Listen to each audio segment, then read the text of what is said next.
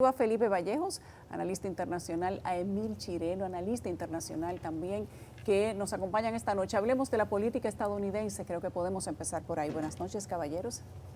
Gracias por estar aquí a los dos. Emil, era justo y necesario, Emil. Bueno, Noel te manda saludos y Virginia también. Un placer estar aquí de nuevo. Besos para los dos. Y a Felipe, qué bueno que estás aquí. Gracias por invitarme. ¿Por dónde empezamos para entrar en Estados Unidos? Ahí pasa cualquier cosa cada minuto. Lo de que el ex senador Bob Menéndez ha acusado a la esposa que tiene cáncer de que ella fue la corrupta, eso sí que como que le da un giro a las cosas. Ni siquiera aquí que podemos hacer cualquier cosa, o que de los dominicanos se espera cualquier cosa. Nadie se ha atrevido a tanto. Le dieron una idea ya a los corruptos. Tienes razón. Sí. Bueno, no sé, Felipe, pero yo de ese tema, o sea, del tema de toda la putrefacción alrededor de Bob Menéndez y sus Está intentos, feo eso. yo no quiero ni siquiera hablar mucho porque vi superficialmente el acta de acusación y lo único que voy a decir que me llamó la atención, tú sabes cómo soy yo con la privacidad de los datos, Sí.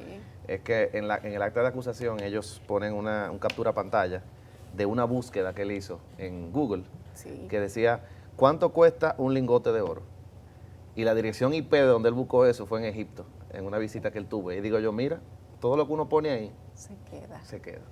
Nada más diré eso. Peligroso. No, eso es real. Hay un libro que escribió Edward Snowden, que es muy famoso por haber filtrado Sí. los temas de la inteligencia norteamericana. Escribió un libro que se llama, bueno, no recuerdo el nombre del libro, pero lo que dice es que todo es un récord permanente en Internet. Sí. Que nada es verdad que se borra. No es verdad que uno lo pone en la papelera y se borra, sino que queda eternamente flotando ahí. Así El que Bob primero que Menéndez- dijo eso fue Edward Snowden, Bob Menéndez ha sido víctima del récord permanente que Edward Snowden con el que manifestó. probablemente él como senador estaba de acuerdo. Claro. Dios mío. La política internacional, ya lo de Bob Menéndez, probablemente eso va a ser agua del pasado dentro de pronto y se enfrenta a más de 100 años de prisión. O sea que vamos a tener mucho tiempo todavía después de las elecciones para pasarle el paño. Él al va a tener señor mucho tiempo Bob para Menéndez. reflexionar, sin duda. Sin duda, es lamentable. Una No, carrera lamentablemente exitosa. no, eso es genial. O sea, que el sistema logre castigar a un Sí, corrupto de pero esa es forma, lamentable genial. que hayan personas que decidan tirar su carrera por la borda después de tanto tiempo. Bueno, quién sabe cómo lo hacía durante tanto tiempo, pero hacerlo mal para en el otoño de tu vida, entonces quedar de esa manera, yo creo que sí Y exponer a la esposa Sí, me sí. parece, no novedoso, me parece burdo. está muy novedoso eso. Ahorita copian los de aquí. Ellos tenían defensa separada incluso, abogados separados y todo. Pronto se separan. Entonces, ¿Tú crees que se separan? Físicamente, eso seguro, físicamente seguro que sí. Físicamente seguro.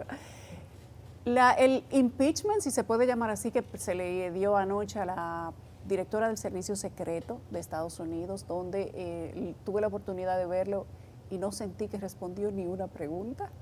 Se esperaba que ella dimitiera cuando ya había dicho que no iba a dimitir, a pesar de la gran responsabilidad que le atribuían demócratas y republicanos a, entre comillas, mala gestión del servicio secreto. Pudieron ponerse de acuerdo en eso para hacer que ella saltara. ¿Cómo evalúan ustedes esta, digamos que unificación entre los dos partidos antagonistas de Estados Unidos que han logrado al menos ponerse de acuerdo en eso, en mí? ¿El tema de la seguridad nacional pasa por encima de lo partidario? A veces. Estados Unidos en política exterior es muy constante en eso, en los temas de seguridad nacional. Ahora, en los tiempos de polarización que hay, hasta eso se ha cualquierizado. Sin embargo, en este caso, ¿a quién se le ocurre en su sano juicio que si el trabajo del servicio secreto es proteger al presidente, a los expresidentes y a los candidatos, y casi matan a un candidato en un mitin político, ¿a quién se le ocurre que la persona con la responsabilidad de que eso no ocurriese no dimita? Solamente a ella, creo yo. O sea, eso se veía venir. Yo no creo que hay que ser no hay que irse muy profundo para pesar entender de que que ella hubo una dijera que falla no. crónica en su trabajo. A pesar de que dijera que no, Felipe. Bueno, es que parece la tónica en el último tiempo en la política norteamericana. Todo el mundo dice que no va a hacer algo y termina haciéndolo. Bob Menéndez decía que era inocente, que no se iba para ningún lado, ha tenido que renunciar al Congreso de Estados Unidos y ahora va a ser declarado culpable, o ha sido declarado culpable. El presidente Joe Biden decía que iba a resistir contra viento y marea la presión y iba a ser candidato, no ha tenido que bajarse. Y ahora la directora del Servicio Secreto ha tenido que hacer lo propio. Nadie puede aguantar una crisis de esta envergadura, por las consecuencias que eso ha tenido para no solamente un candidato, como decía Emilia, es un expresidente de Estados Unidos.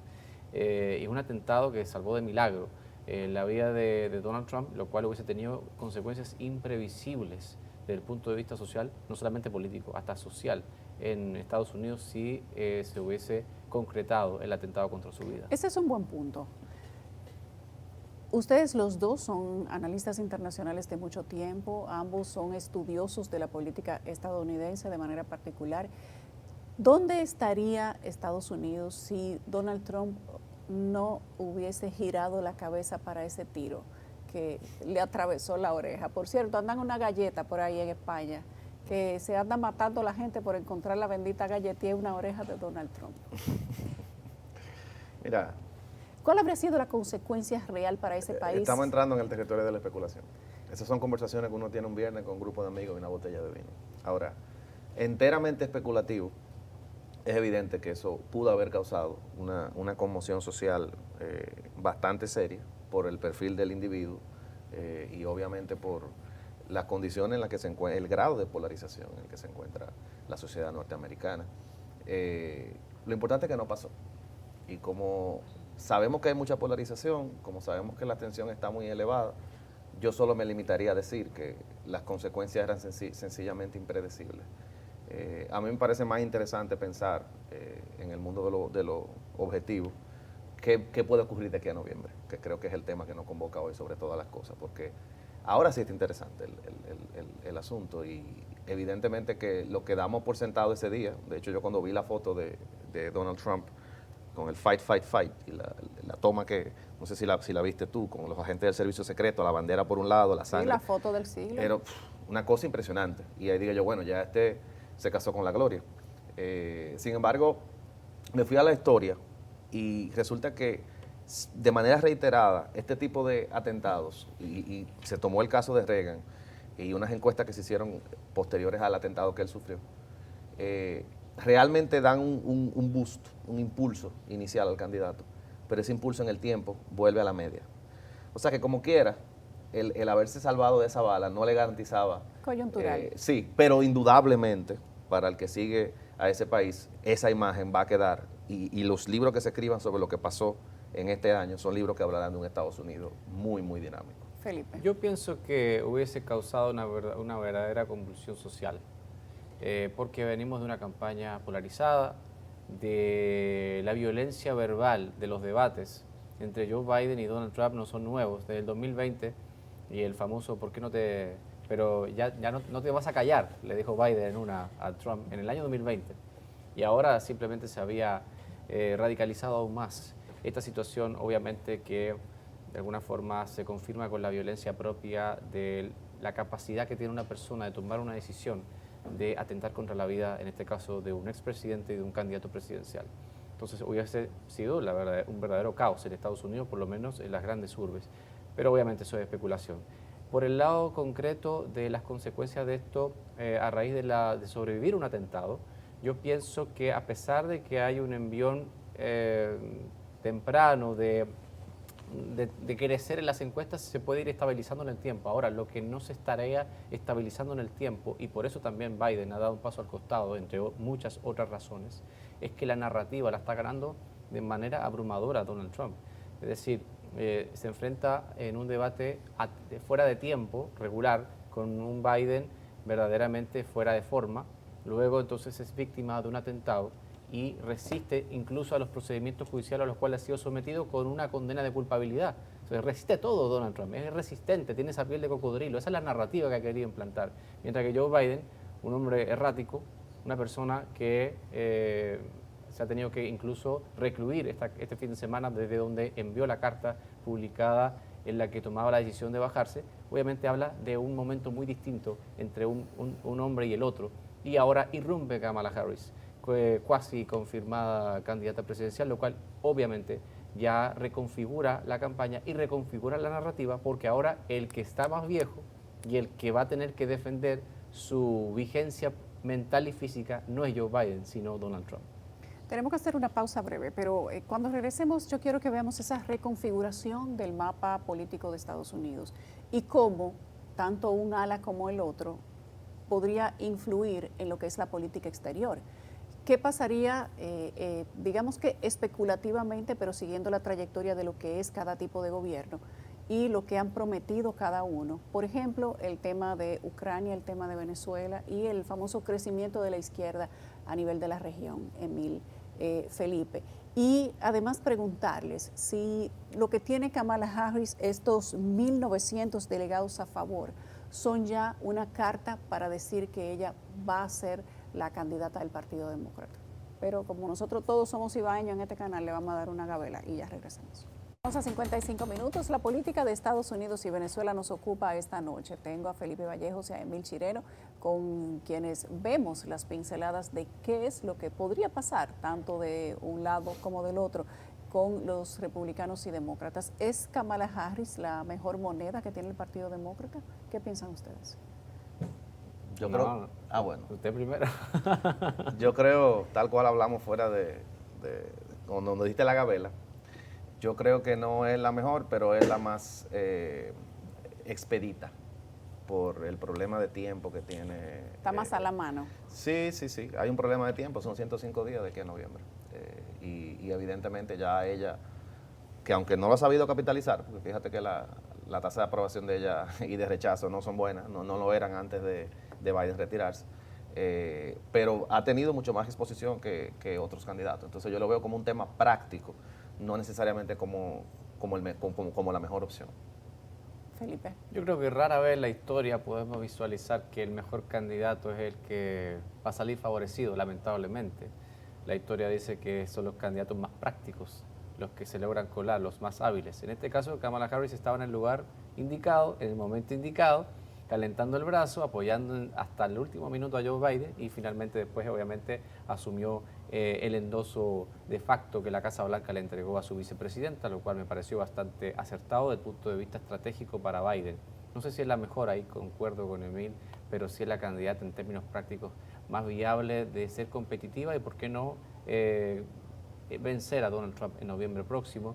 Ya tiene una cantidad importante de delegados, ha asumido el apoyo importante de otras figuras del Partido Demócrata. Le faltaría a ella el apoyo decisivo de los Obama, que en un comunicado evitaron nombrarla, sino que hablaron de una participación más amplia o por lo menos de un proceso que le dé legitimidad al próximo candidato demócrata. En vista de todo ello, y creo que cumple con un requisito también fundamental. En Estados Unidos hay que ser conocido a nivel nacional para poder ser verdaderamente competitivo en las elecciones para ser el próximo presidente. ¿Cuáles serían los desafíos de ambos partidos, Emil, Felipe, con miras a estas elecciones para las que pareciera que falta poco, con todo lo que está pasando y lo rápido que se van desarrollando las cosas en ese país? ¿Cuáles ven ustedes que son, con miras a ganar unas elecciones, los retos que tienen tanto los republicanos como los demócratas, conociendo la característica de quiénes son los candidatos y la posible candidata? Yo quiero volver un poco al tema de Kamala, porque ahorita vi el discurso de ella en Milwaukee, el primer discurso que ella da como candidata casi que oficial, ¿verdad? Ya no ha sido coronada, pero sabemos que eso va a pasar. Y me sorprendió que a pesar de la falta de carisma retórica, porque no es una gente que tiene esa oratoria de Obama, sí, esos recursos retóricos, no lo veo, pero el contenido del discurso para mí que casi se convierte en una hoja de ruta de cuál va a ser la línea de ataque. Primero, es mujer. Segundo, fue fiscal y litigante. Y ella hizo una comparación que la recogieron muchos medios. Decía, yo sé cómo se persigue un delincuente. Yo sé cómo se persigue a un abusador. Yo sé cómo se persigue a un estafador.